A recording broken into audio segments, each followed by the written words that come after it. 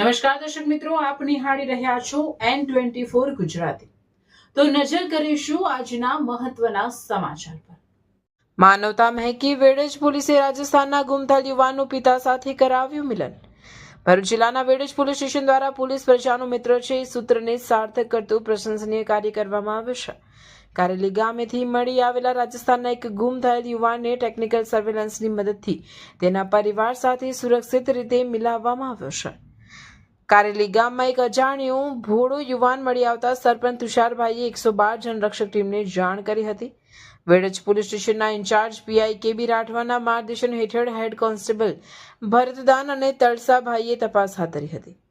યુવાન માત્ર ભૂખડ ગામનું નામ રટતો હતો। પોલીસે હ્યુમન ઇન્ટેલિજન્સ અને ટેકનિકલ સર્વેલન્સ દ્વારા તપાસ કરતા જાણવા મળ્યું કે તે રાજસ્થાનના બાડમેર જિલ્લાના ભૂખડ ગામનો 24 વર્ષીય નર સારામ છે।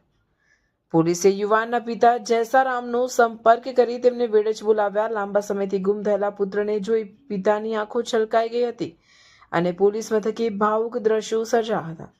ભરૂચ જિલ્લા પોલીસની આ સરાહનીય કામગીરીથી રાજસ્થાનના પરિવારે પોલીસનો આભાર માન્યો હતો।